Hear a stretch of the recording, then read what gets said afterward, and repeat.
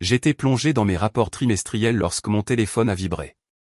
Le nom de ma femme, Chloé, s'est affiché sur l'écran, ce qui était inhabituel car elle m'appelait rarement pendant les heures de bureau. « Salut, qu'est-ce qu'il y a ?» ai-je répondu, sentant déjà que quelque chose clochait au ton de sa voix. « Il faut qu'on parle. C'est à propos de Damien. » Sa voix avait ce côté tranchant que j'avais appris à reconnaître au fil des années. Mon beau-frère, la déception professionnelle incarnée. Qu'est-ce qu'il a fait encore? Il a encore perdu son boulot à l'entrepôt. C'est la 3e fois cette année, et son propriétaire lui a donné un avis d'expulsion. Je me suis adossé à ma chaise, sachant déjà où cette conversation nous menait. Damien avait 28 ans et n'avait jamais gardé un emploi plus de 6 mois. Tous les 2 ou 3 ans, il répétait le même cycle, se faire virer, se faire expulser, squatter chez quelqu'un, et recommencer. C'est malheureux, mais quel est le rapport avec nous? Il a besoin d'un endroit où rester le temps de se remettre sur pied. Je pensais au chalet. Le chalet, la propriété que mon grand-père m'avait laissée à sa mort il y a 2 ans. 16 hectares de terres immaculées avec un chalet de 3 chambres surplombant le lac des Miroirs, à environ 2 heures au nord de la ville. Ce n'était pas juste une maison.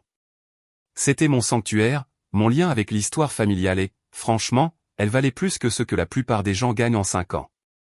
Absolument pas. Allez, sois raisonnable. Tu ne l'utilises que le week-end, et même pas tous les week-ends. Damien a vraiment besoin de ça en ce moment. Je pouvais entendre la manipulation commencer, le ton prudent, l'appel à mon sens de l'équité.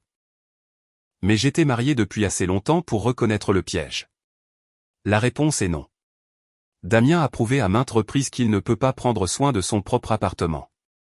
Je ne vais pas lui confier une propriété qui est dans ma famille depuis des générations pour qu'il la saccage. Tu es incroyablement égoïste.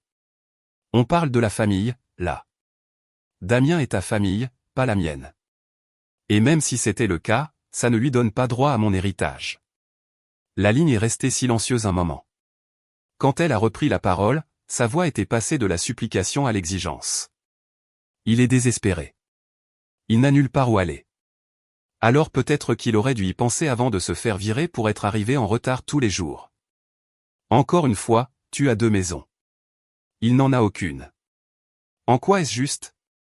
J'ai senti ma mâchoire se serrer. Il n'était pas question de justice, et nous le savions tous les deux. Il s'agissait de ma femme qui pensait pouvoir me culpabiliser pour prendre une décision qui profiterait à sa famille à mes dépens. La vie n'est pas juste, mais ce que j'ai hérité de mon grand-père m'appartient, c'est à moi de décider quoi en faire, et j'ai décidé que Damien n'y aurait pas accès. On en discutera quand tu rentreras. Non, on ne le fera pas. Il n'y a rien à discuter. Ma réponse est définitive. J'ai raccroché et fixé mon écran d'ordinateur, mais les chiffres se brouillaient. 20 minutes plus tard, mon téléphone a vibré avec un SMS de sa part. La famille devrait passer avant tout. Réfléchis au genre d'homme que tu veux être. J'ai supprimé le message sans répondre. Je savais déjà exactement quel genre d'homme j'étais. Un homme qui ne laissait personne, y compris sa femme, le pousser à prendre des décisions stupides avec ses biens. Le reste de ma journée de travail s'est éternisé. Chaque fois que j'essayais de me concentrer, je repensais à cette conversation. Au moment où je me suis garé dans notre allée ce soir-là, je pouvais voir par la fenêtre de la cuisine qu'elle faisait les 100 pas en téléphonant. La soirée allait être longue. L'odeur du dîner m'a frappé en franchissant la porte d'entrée, mais l'atmosphère était tout sauf accueillante. Elle était debout devant la cuisinière, remuant quelque chose avec plus de force que nécessaire. « Comment s'est passée ta journée ?» ai-je demandé en accrochant mes clés. Damien a appelé tout l'après-midi. Il est vraiment stressé par cette situation. Je me suis lavé les mains à l'évier, prenant mon temps. J'imagine, oui. Se faire expulser a tendance à être stressant. Tu pourrais résoudre ce problème avec un seul coup de fil. Je pourrais aussi résoudre la faim dans le monde si j'avais des ressources illimitées, mais ça n'arrivera pas non plus. Elle a claqué la cuillère sur le comptoir. Pourquoi tu réagis comme ça?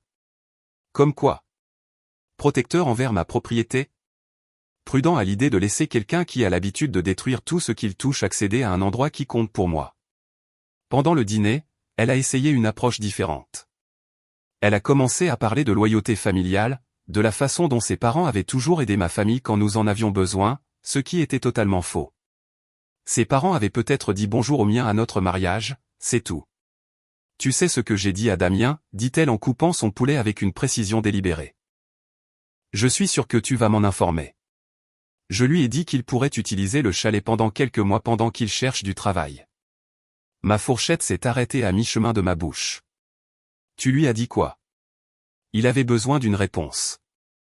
Je lui en ai donné une. J'ai posé ma fourchette avec précaution. Tu as promis ma propriété à ton frère sans me demander? J'essayais d'être utile à la famille. Tu prenais des décisions concernant quelque chose qui ne t'appartient pas. Elle a levé les yeux de son assiette et j'ai vu le défi dans son regard. Ça nous appartient à tous les deux. Nous sommes mariés. Les papiers de succession sont à mon nom. Au singulier, pas au pluriel. C'est un détail technique. Non, c'est la loi. La conversation a dégénéré à partir de là. Elle m'a accusé de me soucier plus d'une stupide maison que du bien-être de sa famille. J'ai souligné que le bien-être de Damien n'était pas ma responsabilité, surtout compte tenu de ses mauvais choix constants. Il essaie de changer, a-t-elle insisté. Il essaie de changer depuis près de 10 ans. Ça donne quoi? Les gens méritent une seconde chance. Damien en est à sa 15e chance à ce stade. Elle s'est levée brusquement, sa chaise raclant le sol. Tu sais quel est ton problème? Tu es égoïste. Tu l'as toujours été. Je suis resté assis, gardant une voix calme. Et tu sais quel est ton problème? Tu penses qu'être marié avec moi te donne le droit de prendre des décisions sur mon héritage. Je lui ai déjà dit oui. Alors tu ferais mieux de le rappeler et de lui dire que tu t'es trompé. Je ne ferai pas ça. Alors Damien va être déçu quand il arrivera devant un chalet auquel il ne peut pas accéder. Elle m'a fixé un long moment, essayant probablement de savoir si j'étais sérieux. La réponse était écrite sur mon visage. Très bien, a-t-elle dit finalement, mais ne t'attends pas à ce que je sois contente. J'ai arrêté d'attendre que tu sois contente de décisions raisonnables il y a longtemps. Elle a attrapé son téléphone et est sortie de la cuisine en trombe. Je l'entendais dans le salon, sa voix montant alors qu'elle essayait d'expliquer à Damien pourquoi le plan avait changé. 20 minutes plus tard, elle est revenue, l'air frustré et en colère. Il veut te parler directement. Non. Juste 5 minutes. Laisse-le expliquer sa situation. Je n'ai pas besoin qu'on m'explique sa situation. J'ai vécu sa situation les 3 dernières fois que c'est arrivé. Mais elle composait déjà son numéro, me tendant le téléphone comme une sorte d'offrande de paix. Je ne prends pas cet appel, dis-je en repoussant le téléphone. Elle a mis le haut-parleur à la place. La voix de Damien a rempli la cuisine. Salut mec, merci de prendre mon appel. Je n'ai pas répondu. Ma femme m'a lancé un regard qui aurait pu faire fondre l'acier.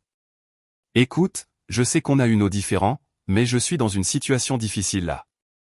J'ai juste besoin d'un endroit où crècher quelques mois le temps de remettre ma vie en ordre. Damien, dis-je finalement. Tu remets ta vie en ordre depuis 10 ans. Ça avance comment? Cette fois, c'est différent. J'ai appris de mes erreurs. Quelle erreur spécifiquement? La fois où tu t'es fait virer pour avoir volé dans la caisse ou la fois où tu t'es fait virer pour être venu ivre? Ma femme a levé la main pour me faire signe d'arrêter, mais je ne faisais que commencer. Je n'ai jamais rien volé, a dit Damien, sur la défensive. C'était un malentendu. Un malentendu qui a abouti à des poursuites judiciaires. Elles ont été abandonnées parce que ta sœur t'a payé un avocat. Le silence à l'autre bout a duré environ 10 secondes. Quand Damien a repris la parole, son ton était passé de la supplication à l'arrogance. Écoute, je ne comprends pas pourquoi tu fais autant ton connard avec ça. C'est juste une maison que tu utilises à peine. Je suis de la famille. Tu n'es pas ma famille. Je suis la famille de ta femme, ce qui fait de moi ta famille.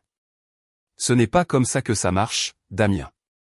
La famille, ça ne veut pas dire avoir accès aux biens des autres juste parce que tu ne sais pas gérer ta propre vie. Pourquoi tu as besoin de 2 maisons de toute façon? Ça me semble assez avide. J'ai regardé ma femme qui fixait le téléphone comme si elle pouvait me forcer à obéir par la seule force de sa pensée. Parce que je les ai gagnés, Damien. J'ai travaillé 60 heures par semaine pendant 15 ans pour payer la maison où l'on vit, et j'ai hérité du chalet d'un grand-père qui, lui, accordait de l'importance à la responsabilité. Et alors? Je suis censé vivre dans la rue parce que tu veux garder une maison de vacances vide. Tu es censé te débrouiller pour ton logement comme n'importe quel autre adulte en France. Ma femme a saisi le téléphone. Damien, laisse-nous en discuter et on te rappelle. Attends, dit-il rapidement. Écoutez-moi juste une seconde de plus. Contre mon meilleur jugement, je l'ai laissé continuer. J'ai une piste pour un boulot dans une entreprise de construction dans le Nord. C'est bien payé, du travail stable, mais je dois être disponible pour commencer immédiatement.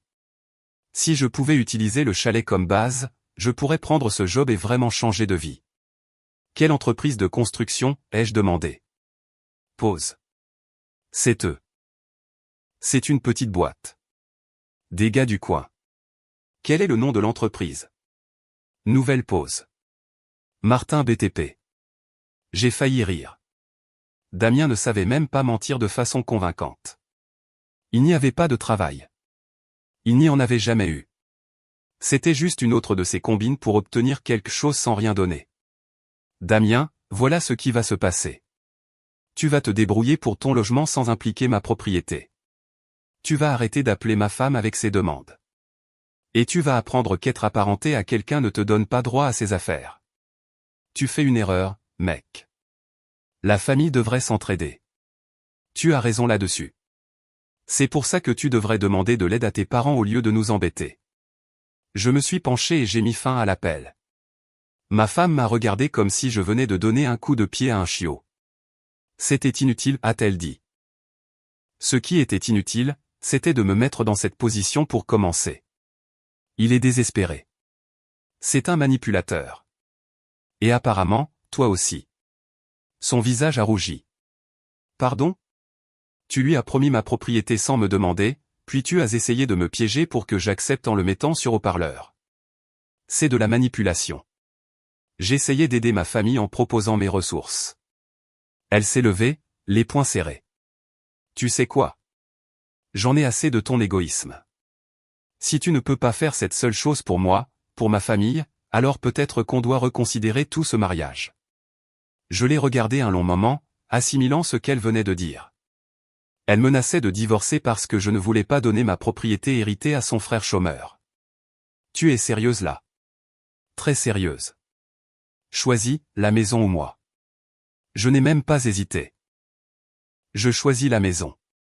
Les mots ont flotté dans l'air entre nous comme la fumée d'un incendie. Elle a cligné des yeux 2 fois, s'attendant clairement à ce que je fasse marche arrière, que je rie, que je fasse n'importe quoi sauf ce que je venais de faire. Qu'est-ce que tu viens de dire? J'ai dit, je choisis la maison. Tu m'as donné un ultimatum et j'ai choisi ma réponse. Elle a reculé d'un pas, la bouche s'ouvrant et se fermant sans aucun son. Ce n'était pas comme ça que son scénario devait se dérouler. Dans son esprit, j'étais censé paniquer à l'idée de la perdre, céder immédiatement et remettre la propriété de mon grand-père à Damien comme une offrande de paix. Tu ne peux pas être sérieux. Je suis tout à fait sérieux. Si tu es prête à menacer notre mariage pour le logement de ton frère, alors notre mariage ne vaut pas la peine d'être sauvé. Elle s'est assise lourdement sur la chaise de la cuisine, me regardant comme si une deuxième tête m'avait poussé. Je ne le pensais pas littéralement. J'essayais juste de te faire comprendre à quel point c'est important. Oh, je comprends parfaitement. C'est tellement important pour toi que tu es prête à parier toute notre relation dessus. Et tu as perdu. J'ai sorti mon téléphone et j'ai commencé à faire défiler mes contacts. J'ai trouvé le numéro de mon avocat. Maître Laurent, celui qui s'était occupé de la succession de mon grand-père. Qu'est-ce que tu fais? J'appelle mon avocat. Si on divorce, je veux lancer la procédure ce soir. Arrête. Arrête juste une minute. Elle a tendu la main à travers la table comme pour attraper mon téléphone, mais je l'ai écarté. Tu réagis de façon excessive. Ah bon? Réfléchissons logiquement. Tu as fait une promesse à ton frère en utilisant ma propriété sans ma permission. Quand j'ai dit non, tu as essayé de me manipuler pour que j'obéisse. Quand ça n'a pas marché, tu as menacé de mettre fin à notre mariage à moins que je ne cède à tes exigences. En quoi exactement est-ce que je réagis de façon excessive? L'appel a abouti. Cabinet Laurent, ici Kellen. Salut, c'est Julien. Est-ce que Maître Laurent est disponible? Je dois discuter d'une demande de divorce. Le visage de ma femme est devenu blanc. Elle a commencé à secouer la tête frénétiquement, articulant un non, non, non comme une manifestation silencieuse. Il est au tribunal jusqu'à demain matin, mais je peux vous programmer à la première heure. 9 heures, ça vous va? Parfait. Merci. J'ai raccroché et regardé ma femme qui me fixait avec un mélange de choc et de panique grandissante. 9 heures demain, ça devrait nous laisser assez de temps pour discuter du partage des biens ce soir. Tu es ridicule. Tu ne demandes pas vraiment le divorce. Bien sûr que si. Tu as dit que si je ne pouvais pas faire cette seule chose pour toi, nous devions reconsidérer notre mariage. Je l'ai considéré. C'est fini. Elle s'est levée brusquement, faisant les 100 pas jusqu'à la fenêtre. Les gens disent des choses quand ils sont énervés. Tu sais que je ne le pensais pas. Le problème, c'est que je pense que tu le pensais. Et même si ce n'était pas le cas, le fait que tu aies pensé que menacer notre mariage était un moyen approprié d'obtenir ce que tu voulais me dit tout ce que j'ai besoin de savoir sur la façon dont tu vois cette relation. C'est de la folie. Tu es prêt à divorcer pour une stupide maison. Je suis prêt à divorcer parce que tu viens de me montrer que tu prendras notre mariage en otage chaque fois que tu n'obtiendras pas ce que tu veux. Que se passera-t-il la prochaine fois que Damien aura besoin de quelque chose? Que se passera-t-il quand tes parents auront besoin d'argent? Tu vas menacer de divorcer chaque fois que je n'ouvrirai pas immédiatement mon portefeuille. Elle a arrêté de faire les 100 pas et s'est tournée vers moi pour la première fois depuis le début de cette conversation. Elle avait l'air vraiment effrayée. J'ai fait une erreur. J'essayais juste d'aider ma famille. En sacrifiant la mienne. Qu'est-ce que tu veux dire? Ce chalet n'est pas juste une propriété pour moi. C'est là que mon grand-père m'a appris à pêcher. C'est là que ma famille a fait des réunions chaque été pendant 20 ans. C'est là que j'ai dispersé ses cendres quand il est mort. Et tu étais prête à le remettre à ton frère irresponsable comme si ce n'était rien de plus qu'une solution pratique à sa dernière connerie. Je me suis levé et j'ai marché jusqu'au comptoir de la cuisine, m'appuyant contre celui-ci les bras croisés. La distance faisait du bien, elle était nécessaire. Tu veux savoir ce qui me dérange vraiment dans toute cette situation? Ce n'est pas seulement que tu aies promis à Damien quelque chose qui ne t'appartenait pas. C'est que tu n'as jamais pris en compte ce que je pouvais ressentir. Tu n'as jamais demandé si la maison avait une valeur sentimentale. Tu ne t'es jamais demandé s'il y avait une raison pour laquelle je ne laissais que la famille l'utiliser. Tu as juste vu un bâtiment vide qui pouvait résoudre les problèmes de ton frère. Je n'y ai pas pensé de cette façon. C'est bien ça le problème. Tu n'y as pas pensé du tout. Tu as pensé au confort de Damien et tu as pensé à éviter un drame familial, mais tu n'as pas pensé à moi. Elle a essuyé ses yeux du revers de la main. Et si je rappelle Damien et que je lui dis que c'est définitivement non? Et si je m'excuse d'avoir dépassé les bornes? Trop tard pour ça. Le mal est fait. Une erreur ne doit pas forcément mettre fin à notre mariage. Ce n'était pas une seule erreur. C'était une série de choix qui m'ont montré exactement où je me situe dans ta liste de priorités. Et apparemment, je suis quelque part en dessous des besoins de logement temporaire de ton frère chômeur. Mon téléphone a vibré avec un SMS. J'ai jeté un coup d'œil et vu le nom de Damien. Il m'envoie un texto maintenant, dis-je en lui montrant l'écran. Il dit qu'il est désolé qu'on soit parti du mauvais pied et qu'il est sûr qu'on peut s'arranger. Elle avait l'air mortifiée. Je ne lui ai pas dit de faire ça. Non, mais tu as créé la situation qui lui a fait penser qu'il pouvait négocier directement avec moi au sujet de ma propriété. J'ai supprimé le texto sans lire la suite. Voilà ce qui va se passer, ai-je continué. Je vais faire un sac et aller au chalet ce soir. Demain matin, je vois mon avocat. Tu peux passer la soirée à réfléchir si tu veux contester le divorce ou rendre ça facile pour nous deux. Où est-ce que ça nous laisse? Il n'y a plus de nous.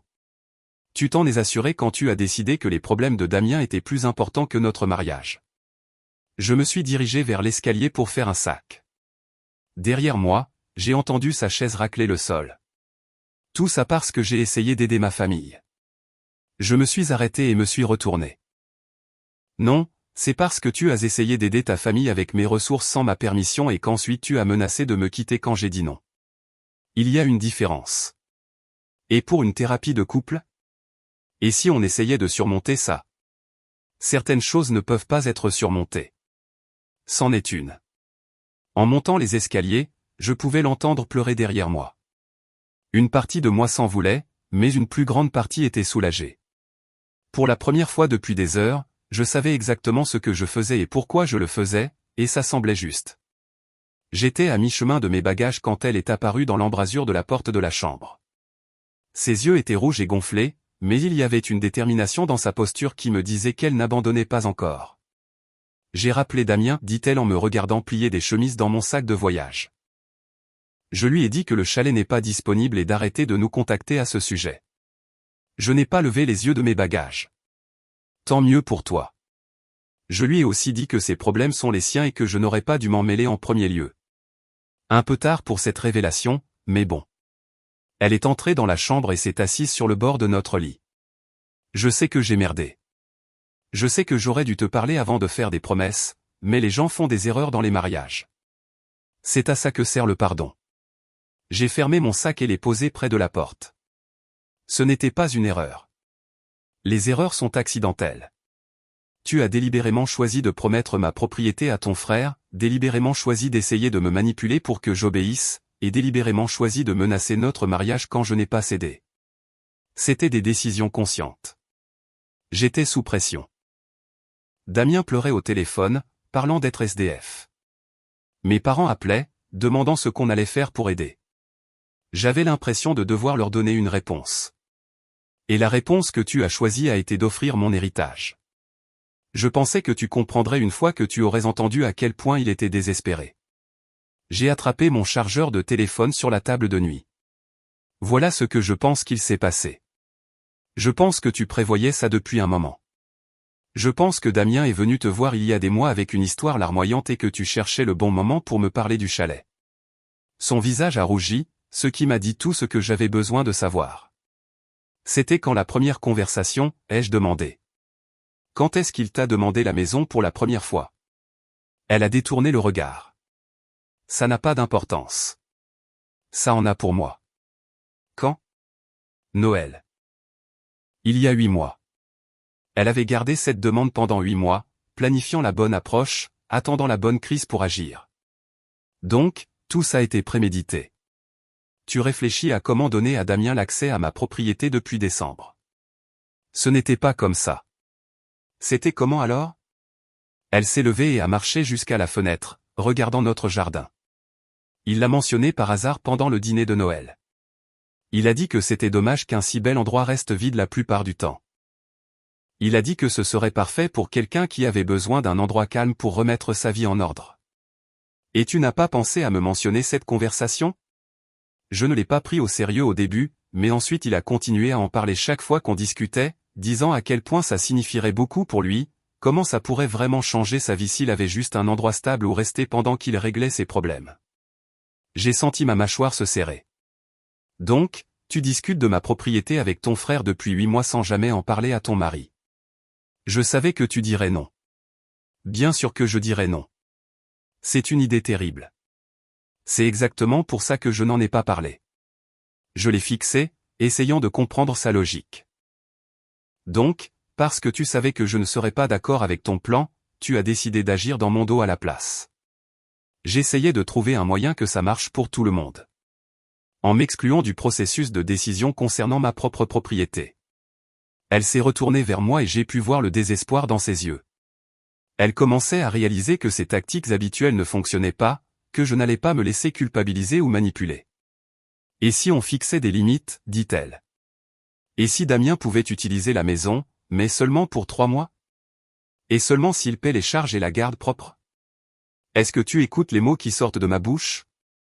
La réponse est non. C'est non depuis le début de cette conversation, et ça restera non.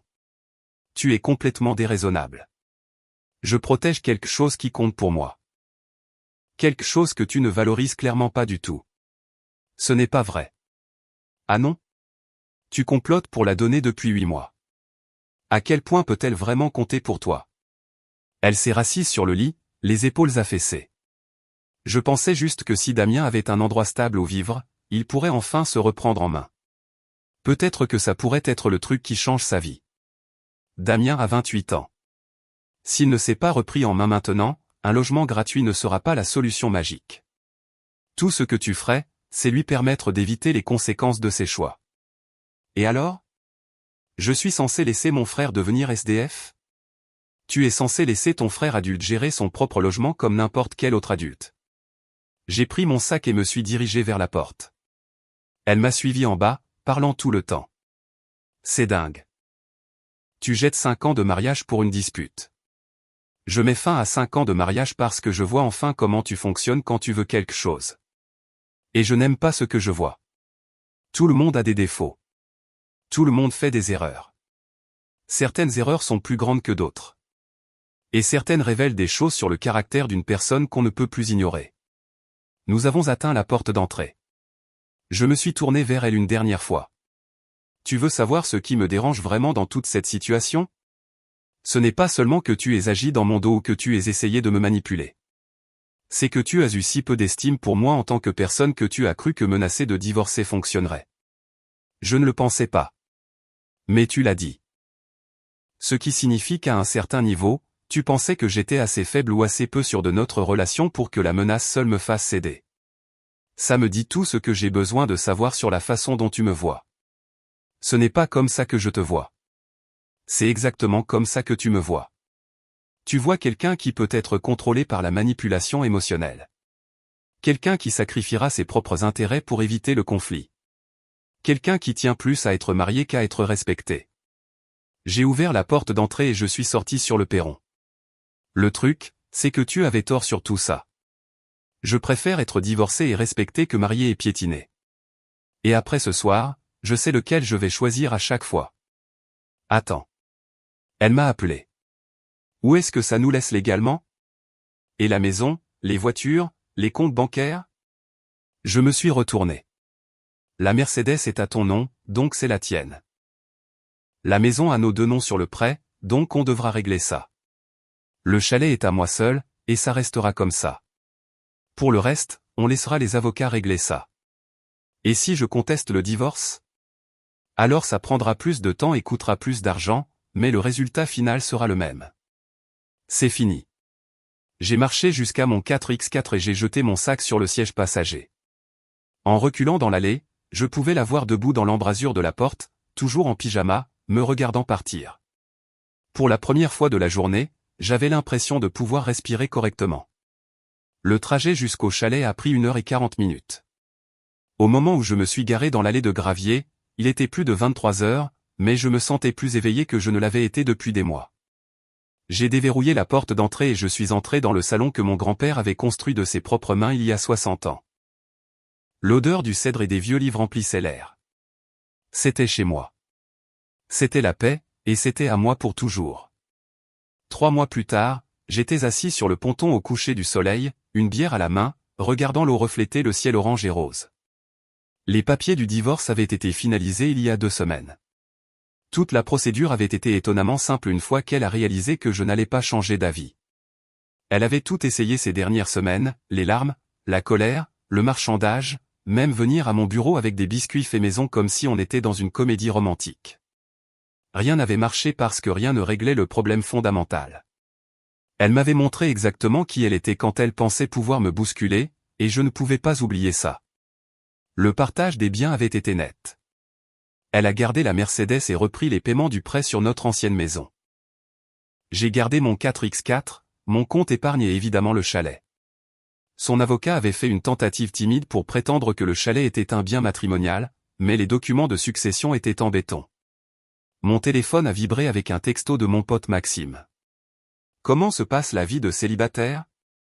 J'ai répondu, je ne peux pas me plaindre. Personne n'essaie de donner ma propriété à des proches chômeurs. J'ai entendu dire que Damien vit toujours dans sa voiture. C'était vrai. Selon des amis communs, Damien n'avait jamais trouvé ce fameux travail dans la construction qu'il avait mentionné.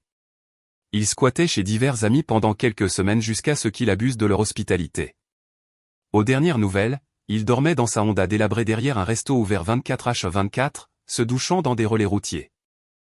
Une partie de moi aurait pu se sentir mal pour ça s'il avait montré la moindre responsabilité pour sa situation. Mais selon ses mêmes amis communs, Damien racontait à qui voulait l'entendre que j'étais un salaud égoïste qui avait ruiné le mariage de sa sœur pour une maison que j'utilisais à peine.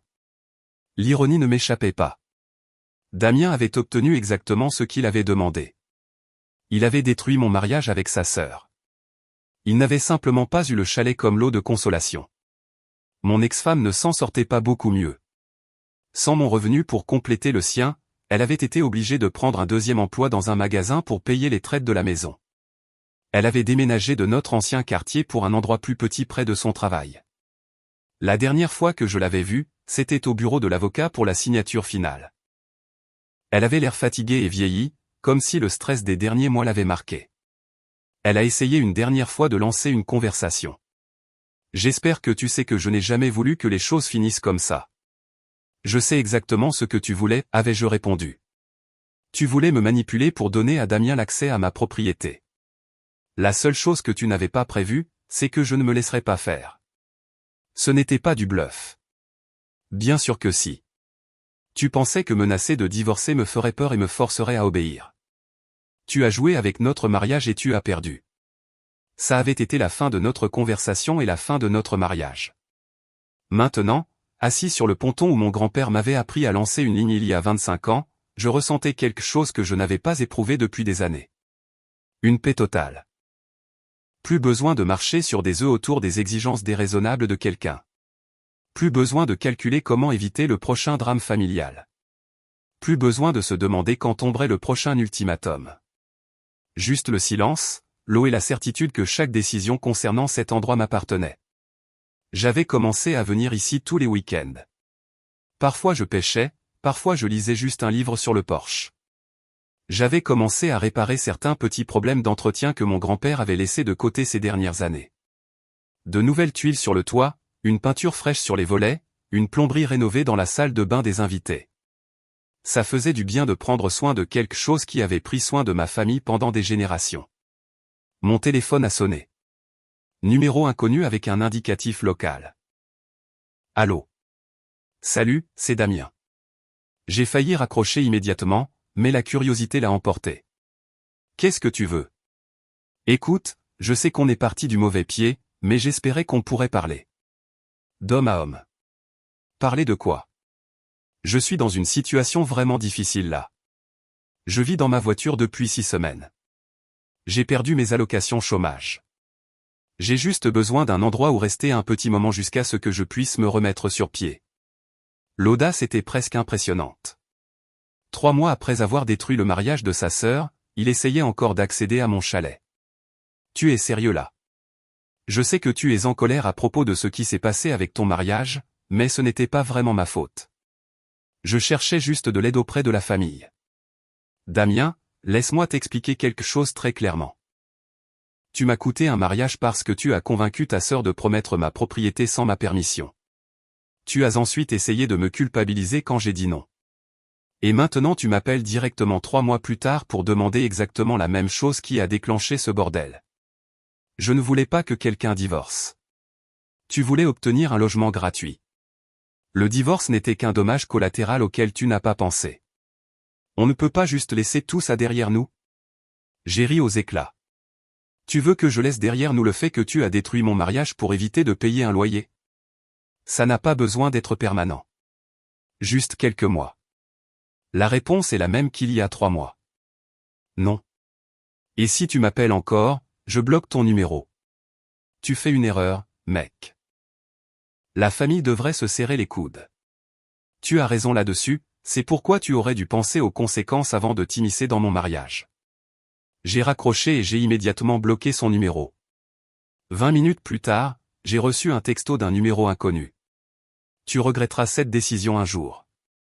J'ai fait une capture d'écran du message et je l'ai transféré à mon avocat avec une note, documentation au cas où ça dégénère.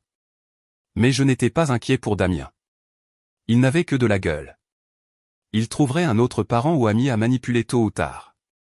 Alors que le soleil finissait de se coucher, je suis retourné à la maison et j'ai ouvert une deuxième bière. Demain, je retournais en ville pour une autre semaine de travail, mais je serai de retour vendredi soir et le week-end d'après.